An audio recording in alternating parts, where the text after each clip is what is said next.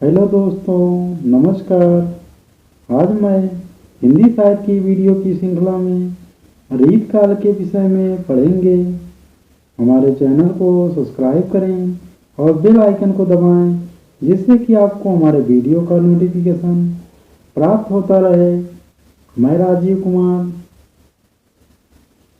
हिंदी साहित्य के इतिहास की वीडियो में रीत काल के विषय में चर्चा करते हैं।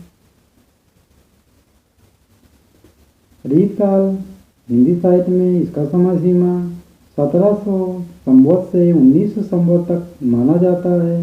अगर हम ईस्वी में देखेंगे तो संवत में 57 वर्ष घटा लिया जाता है तो ईस्वी निकल जाती है।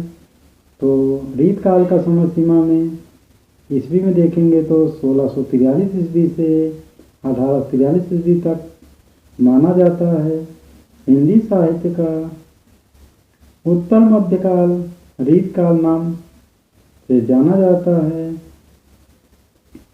रीत काल समृद्धि और विलासिता का काल है। सजीव श्रृंगार की एक अदम्य चित्रण इस युग के साहित्य में प्रतिबिंबित होती है।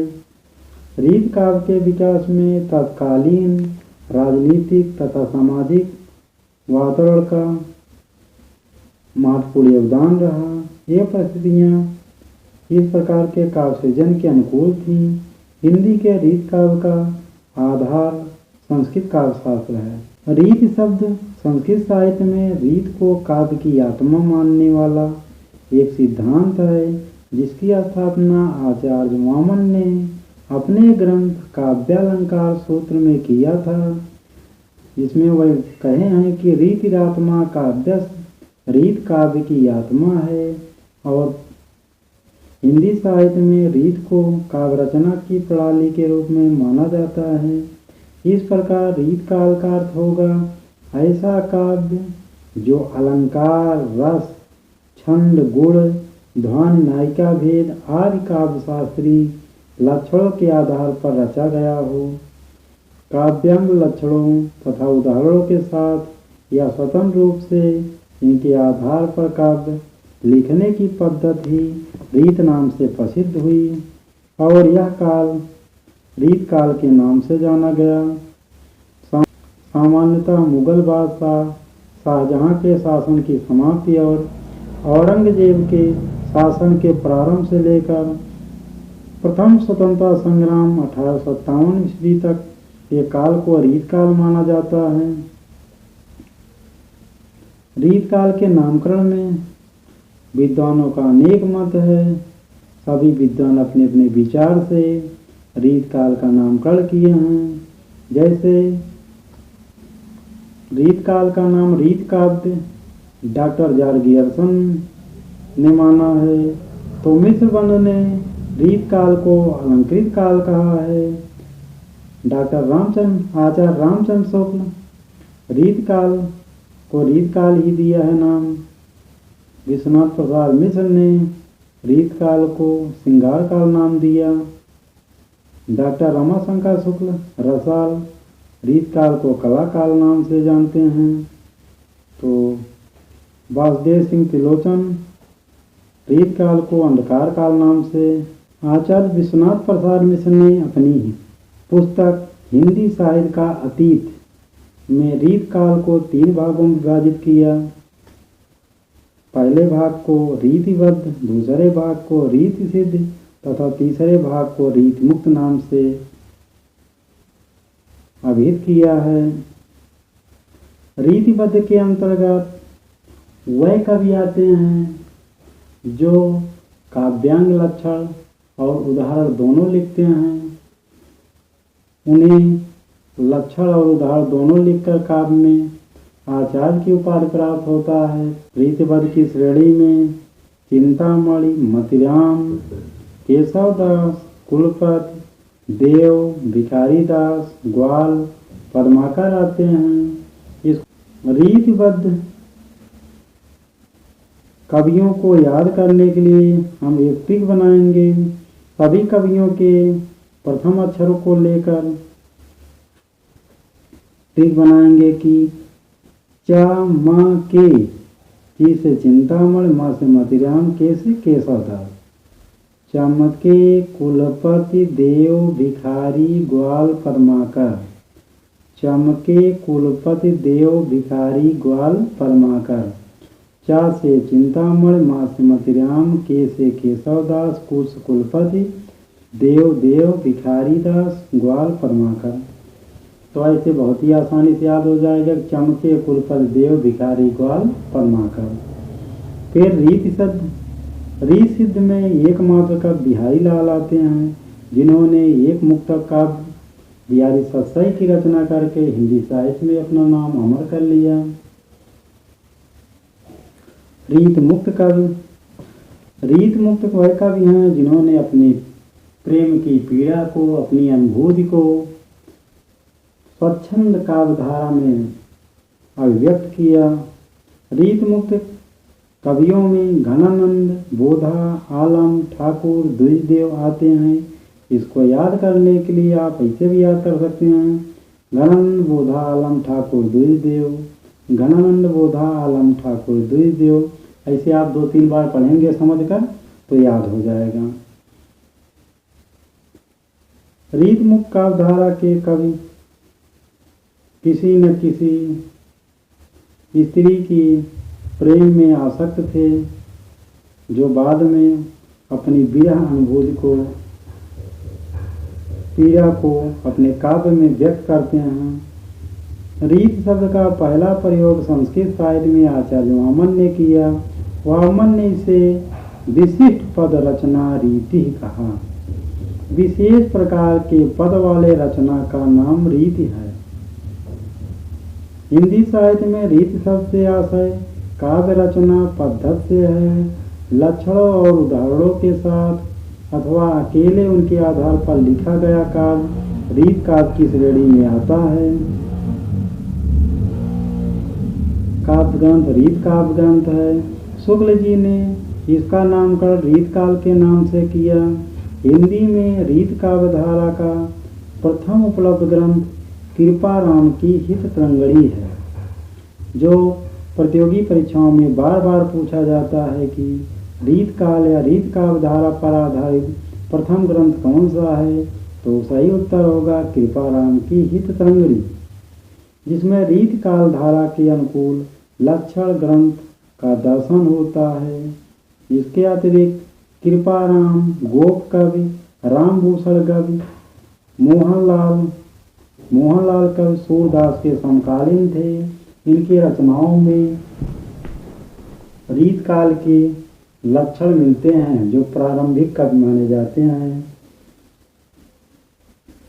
मोहनलाल ने अलंकार चंडिका और कवि रहीम दास ने बरवाई नायिका भेद ग्रंथ लिखा, जिसमें रीत काल के श्रृंगारिक परंपरा का निर्वहन मिलता है। नंददास ने रसमंजरी लिखा। कार्डेश कवि ने करुणाभरण, सुरतिभरण, भूपभूषण नाम से 3 ग्रंथ लिखे, जिसमें रीति शास्त्र का विशुद्ध रूप विद्यमान है। उपयुक्त ये 2-4 रचनाएं जो इनका नाम हम लेते हैं, जैसे मोहनलाल का अलंकार चंडिका, रहीम दास का बरवाई नायिका भेद, नंददास का रसमंजरी, कृपाराम का हित तरंगणी आदि रचनाओं में रीत शास्त्र का रूप विद्यमान होता है, जिसे रीत काल की परंपरा का शुरुआत माना जाता है। केशवदास के बड़े भाई बलभद्र मिश्र ने दूषण विचार और नक्शिक नाम से 2 रीत ग्रंथ लिखा। अब रीत काल का प्रवर्तक किसे माना जाए, इसको लेकर विद्वानों में अलग अलग मत है। कुछ विद्वान केशवदास को रीत काल का प्रथम कवि मानते हैं, तो कुछ विद्वान चिंतामणि को रीत काव्यधारा के अंतर्गत प्रथम कवि मानते हैं। रामचंद्र शुक्ल ने तो केशवदास को समय या कालक्रम के अनुसार तो भक्त काल में रखा है, लेकिन इनकी काव्य प्रवृत्ति रीतकालीन है, इसलिए रीतकालीन कवि माना जाता है इनको। बाबू श्याम सुंदर दास, श्याम बिहारी मिश्र और गुलाब राय ने केशवदास को रीत काल का प्रवर्तक माना है। बाबू गुलाब राय ने लिखा है कि रीत काल की मूल प्रवृत्तियां लक्षण ग्रंथों को लिखने और लक्षणों के अनुकूल उदाहरण प्रस्तुत करने में थी। इस प्रवृत्ति का परिपाक केशव में मिलता है, इसलिए केशवदास को रीतकाल का प्रवर्तक माना। अब प्रश्न पूछ लिया जाता है कि श्याम सुंदर दास ने या फिर गुलाब राय ने रीतकाल का प्रवर्तक किसे माना है, तो इसका सही उत्तर होगा केशवदास। जबकि रामचंद्र शुक्ल के अनुसार रीतकाल का प्रवर्तक किसे माना जाता है, तो चिंतामणि को। नीचे लिखा भी है कि आचार्य रामचंद्र शुक्ल ने चिंतामणि त्रिपाठी को रीतकाल का प्रवर्तक माना है, जो बहुत ही इंपॉर्टेंट लाइन है। शुक्ल जी ने लिखा है, रामचंद्र शुक्ल ने लिखा है कि हिंदी रीत ग्रंथों की अखंड परंपरा चिंतामणि त्रिपाठी से चली, अतः रीतकाल का आरंभ उन्हीं से माना जाना चाहिए। ये बहुत ही इम्पॉर्टेंट पॉइंट है, जिसको हम याद करेंगे क्योंकि प्रतियोगी परीक्षा की दृष्टि से बहुत ही महत्वपूर्ण है। रीतिबद्ध, इनमें वह अब जैसे विश्वनाथ प्रसाद ने रीतकाल को 3 भागों में विभाजित किया, रीतिबद्ध, रीति सिद्ध, रीत मुक्त। तो रीतिबद्ध काव्य क्या है? इनमें वह आचार्य आते हैं जिन्होंने शास्त्रीय ढंग पर लक्षण और उदाहरण प्रस्तुत कर अपने ग्रंथों की रचना की। एक कवि आजाद की श्रेणी में आते हैं, जैसे चिंतामणि, मतिराम, केशव, कुलपत मिश्र, देव, भिखारीदास, ग्वाल, पद्माकर आते हैं।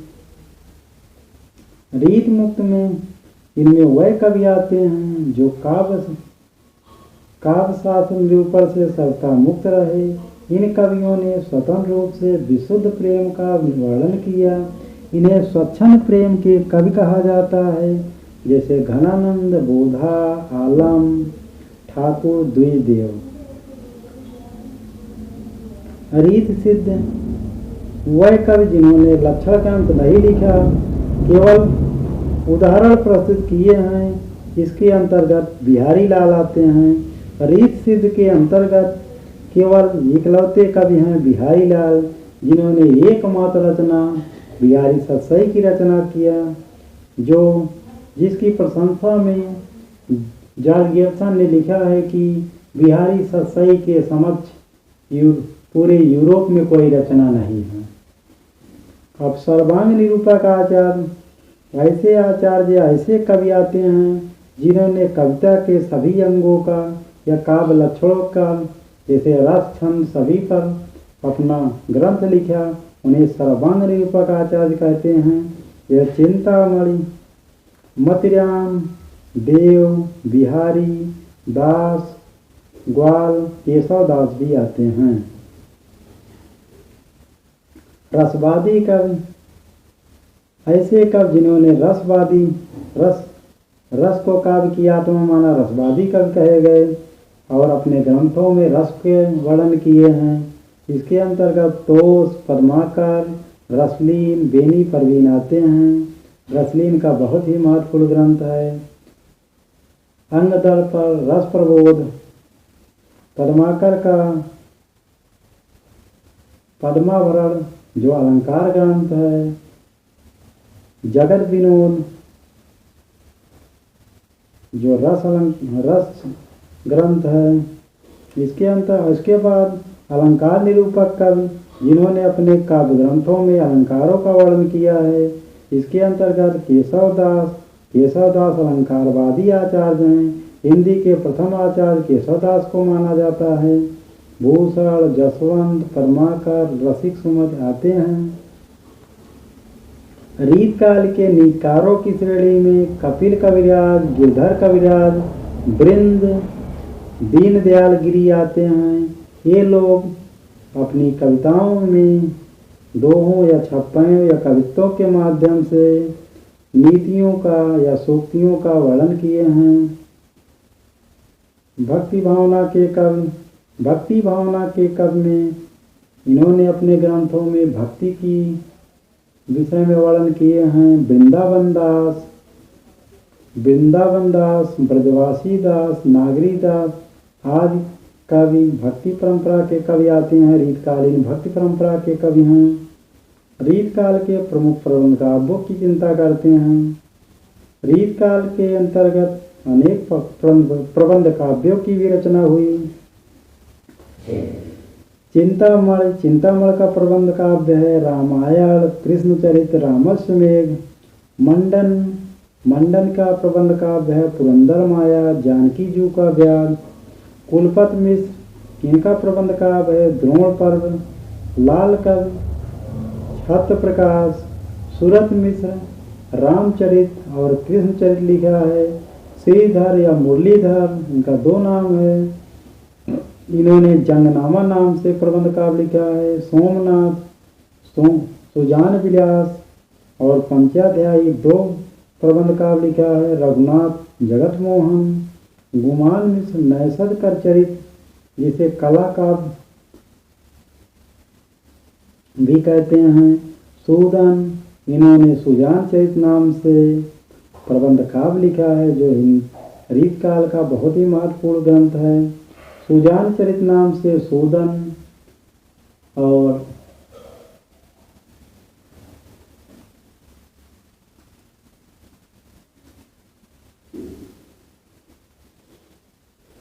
रीतकालीन महत्वपूर्ण रचनाओं में सूदन का लिखा सुजान चरित है। सुजान चरित नाम से अन्य लेखकों ने भी रचना किया है, जैसे आलम, नंददास और नरोत्तम दास ने भी सुजान चरित नाम से ग्रंथों की रचना किए हैं। राम सिंह का प्रबंध काव्य जुगल विलास है। चंदन का प्रबंध काव्य शीत बसंत कृष्ण काव्य है। पद्माकर ने अनूपगिरी उपनाम हिम्मत बहादुर सिंह की प्रशंसा में हिम्मत बहादुर बिरदावली लिखा है। रसिक गोविंद इन्होंने रामायण सूचनिका नामक प्रबंध काव्य लिखा।